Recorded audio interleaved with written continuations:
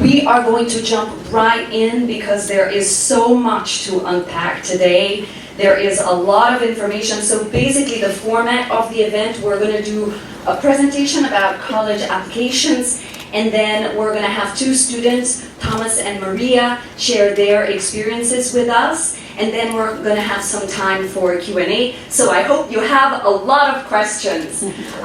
Okay, so what exactly is a college advisor? I like to say that a college advisor is a matchmaker between students and universities. Another way of defining a college advisor is a coach that guides students through the process of college applications. Basically, there are between 4,000 and 5,000 universities in the country, and each student will apply to 10, 12, 15, maybe 20. So how do you choose? And that's what I call myself, a matchmaker between students and colleges. And unlike a romantic matchmaking that is one-to-one, in college advising it's more like 1 to 20. I mean, there's never just one university that is the right fit, but a few good universities. And how do I actually match the students to universities? Well, first I help students with undergraduate programs, so high school students that are applying to a Bachelor of Arts, a Bachelor of Science, a Bachelor of Business Administration, a BBA, which is a new popular degree, a Bachelor of Fine Arts. And I also help students who are applying to graduate school, like their MBAs, masters, and doctoral program. And why is it important to use a college advisor? Well, in the US, especially when you talk about public high school, they are jammed with students. Like, here we have a little bit of the stats. An average school counselor in a public school will spend about 38 minutes with each student during the course of 4 years. That is a fraction of a fraction of a fraction of a fraction of the time that is necessary to put together an application. Okay, so for example, in Arizona, 924 students per school counselor. In New York State, 635 students per counselor, and so on. And then you're going to say, but Leticia, wait a second, I have a great idea. My kid goes to private school. So private school has another set of issues. And those issues are, we are dealing with connections, legacy, and donations.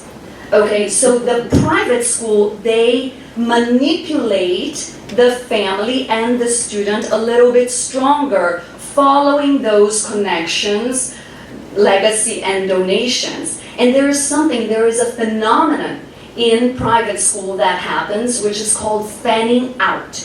Basically, the school counselors, they know their students, and they following that, the legacy, the connections, and basically they go, okay, you go to Harvard, you go to Yale, you go to Brown, and if you're not at the top of the top, you kind of like get lost in the shuffle, So the truth is, there are pros and cons in attending public school and private school. I take your story and I tweak it to each university and each program, because they're all different. Even though it's all universities, we need to tweak the story.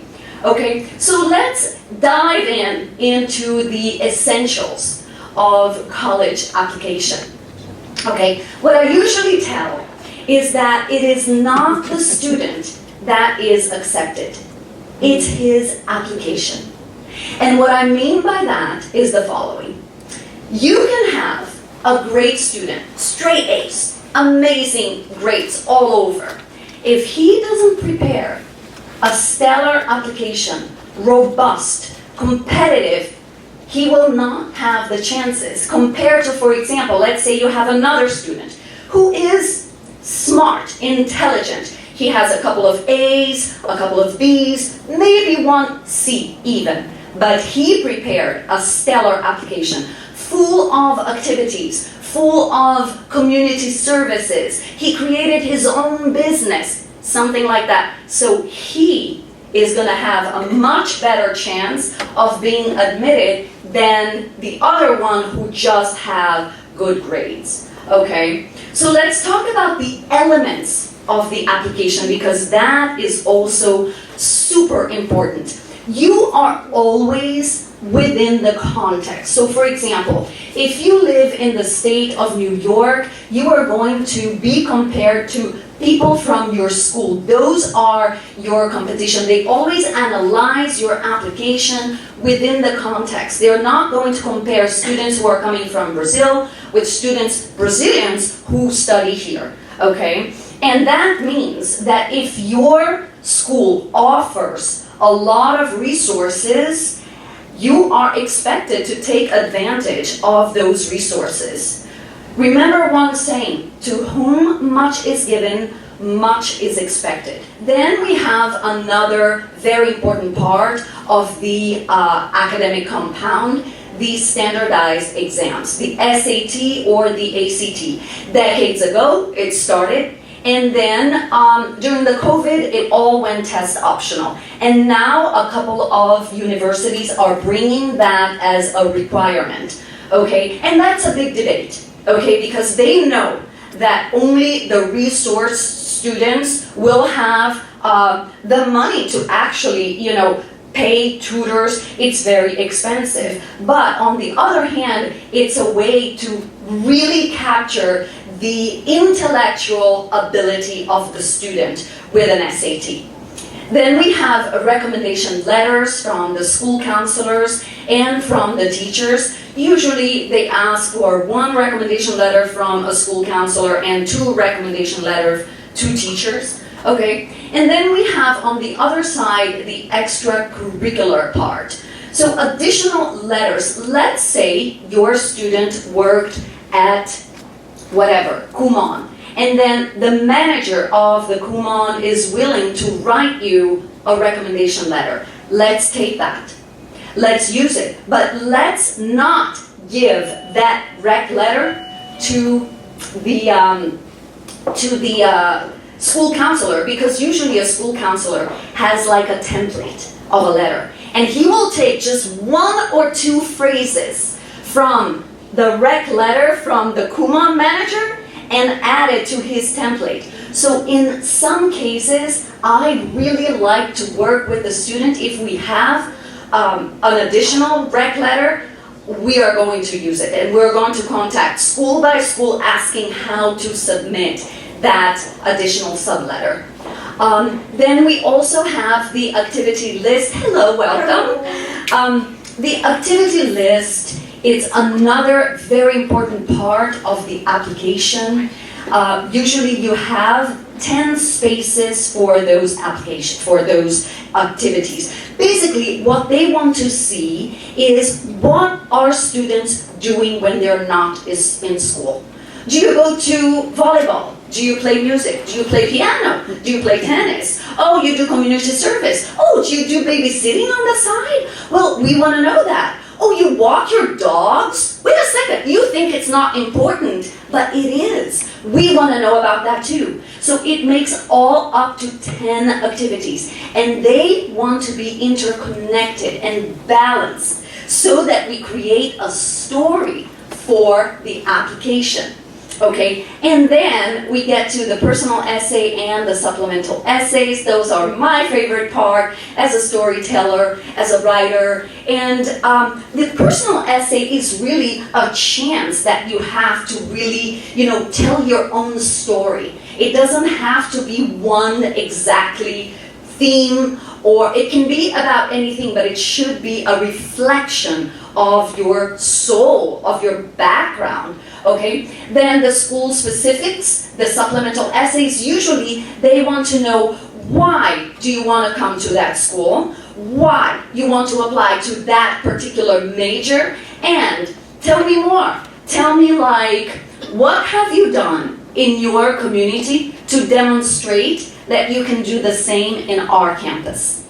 Building the college list is really one of the most important aspects of being a college advisor. Again, it goes back to there are 4,000, 5,000 universities. How are you going to select those colleges? Well, I like to say it's important to create a balance between dream universities, target, and safety.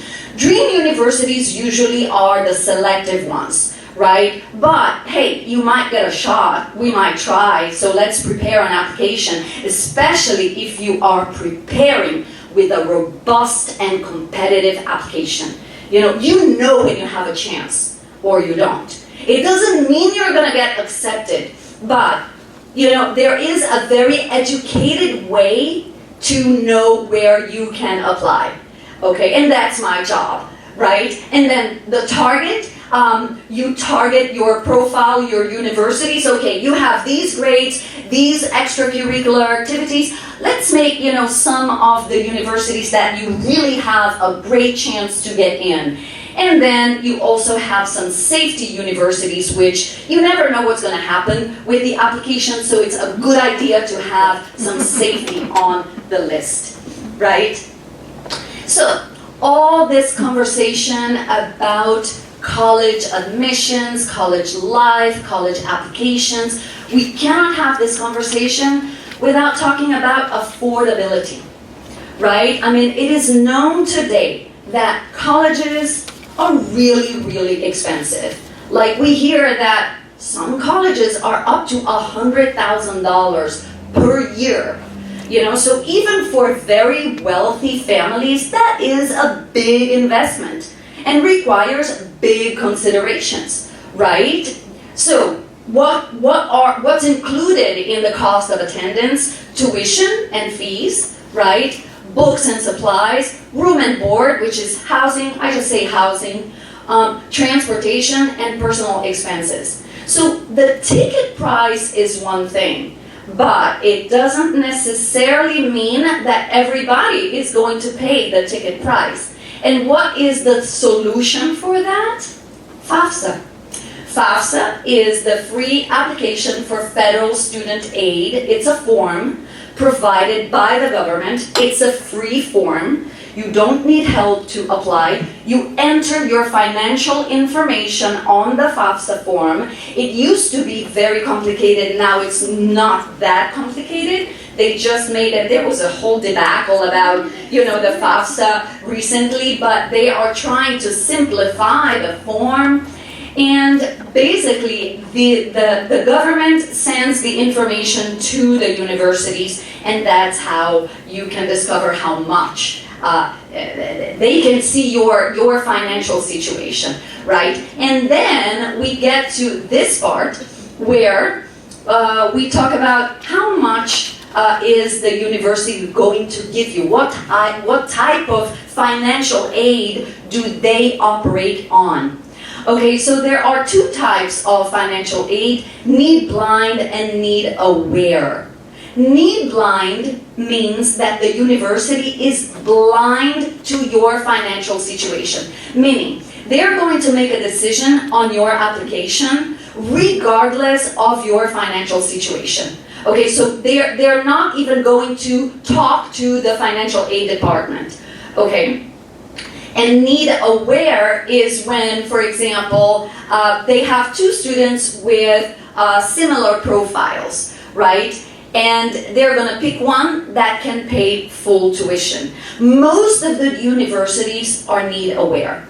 The only universities that are need blind are those that have a large endowment, those that have deep pockets, a lot of resources. And who are those? The Ivies and the quasi-Ivies. Okay, so being need blind is like, if you can get to a need blind university, it's a really great thing. Okay. So Leticia, how do I know how much money college will cost? Well, thank you for asking, because that is a very important question, and I have 3 words for you. Net price calculator. This is probably the 3 most important words here that you need to just remember. Net price calculator. Okay, so how do you discover the net price calculator? Well, every university has the requirement by law to have on their website a net price calculator. Okay, so it's very simple. You go on Google, you put the name of the university.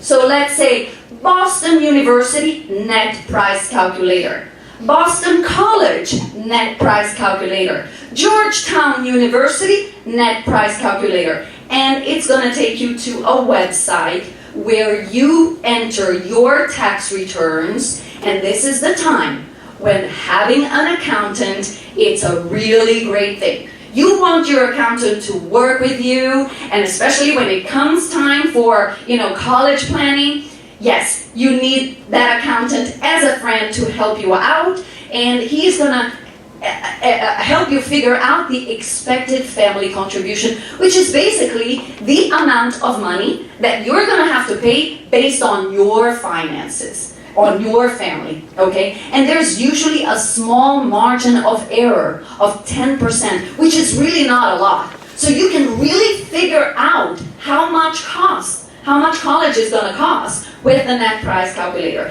And believe me, I have students who I have built the list of college based on the net price calculator, not based on my dreams and my target. No. The net price calculator determines when and where we are going to apply. Okay, so it's really important. My name is Leticia Schwartz. This is my mother. Just to give a little bit of background, so I graduated from Cornell in 2019. I went to the School of Industrial and Labor Relations. I guess just a little bit about what I was thinking about when I wanted to apply. So I played lacrosse, and I went to Cornell lacrosse camp in 4th grade, and it was my first time actually ever sleeping away from home.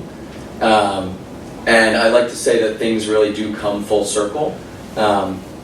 When I was applying, I knew I wanted Cornell. That was like the one thing. So I did ED, and when I was deciding, what my best shot is, in landing at Cornell, I always like business. I always like economics. I work in finance now, and that was always something of interest. And when I was looking, I knew that Dyson, which is the business school at Cornell, had a 2% acceptance rate.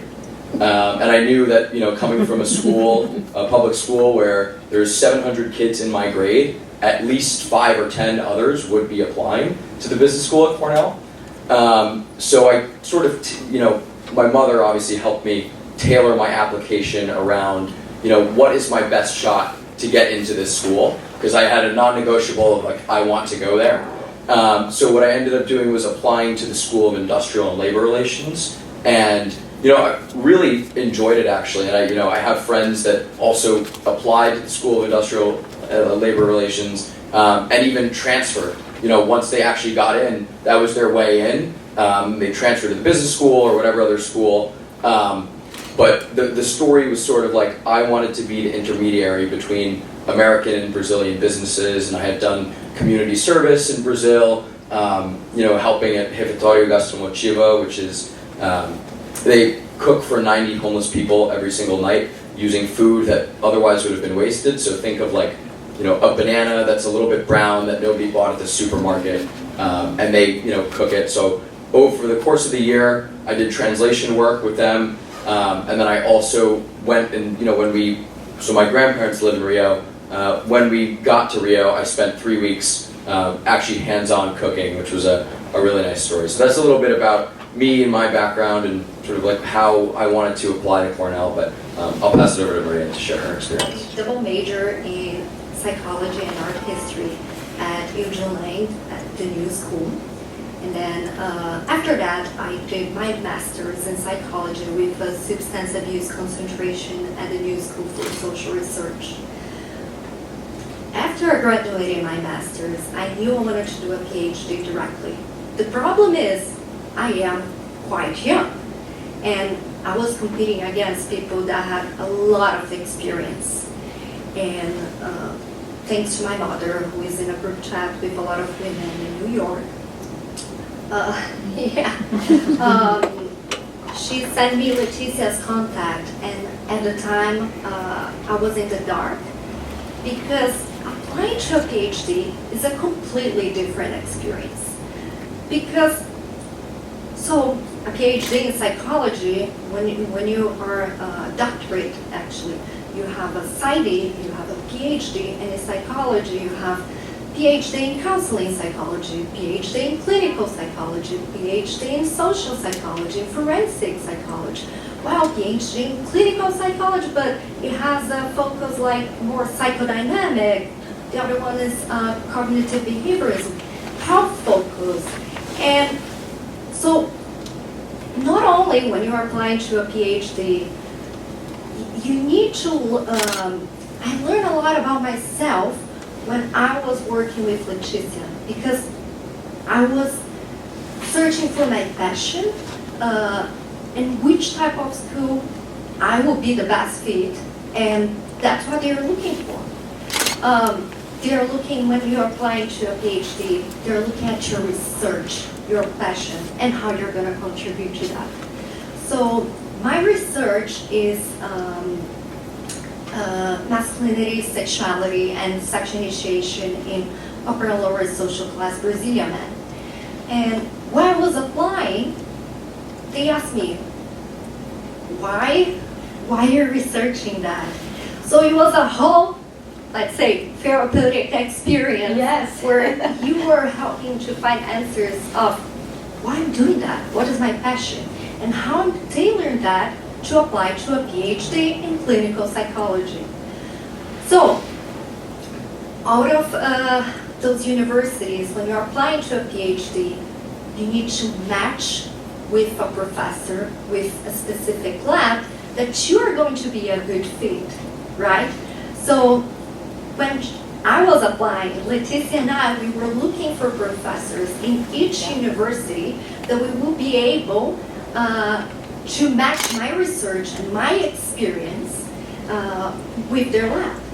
And that was, we tailored all the applications, but we were actually doing research. We needed to read their papers and to write about it. Yeah, right. And she helped me in many, many ways. Specifically, like when I was doing my interviews, we practiced, and I sent Leticia pictures like, okay, is my clothes okay? Am I presentable? Like, what should I say? How is going to be my posture? Right now, I am doing a PhD in clinical psychology, health focus at Pace University, which was one of my top choices. And I remember that one of my professors, who was supposed to write a recommendation letter, did not submit it in time. And I called Leticia crying, was like, everything's lost. I'm not gonna get into my dreamy university, not gonna do research, what I wanna do. And I remember I applied to Yeshiva. I sent an email, I'm so sorry, it's like, my professor did not submit it. And they were like, no, it's done. And I bombarded Pace with emails, please accept it, and bombarded the professor to submit it. Finally, her assistant saw the email and sent it to me, and then she helped me to do my interview with the clothes, with everything. And then after I got in, she helped me to apply for a job at the university. I'm a graduate assistant there too. And so she also helped me with my resume. And I worked at the time in a substance abuse center with Latino men, lower social class Brazilian men, most of them immigrants, and that did not speak English. So I was giving therapy both in English and Spanish, and they had no idea what they were doing. to apply to jobs, to do resumes. So she taught me how to do it, and then I taught them. I think we're good, right? Yes. Awesome. Well, thank you so much.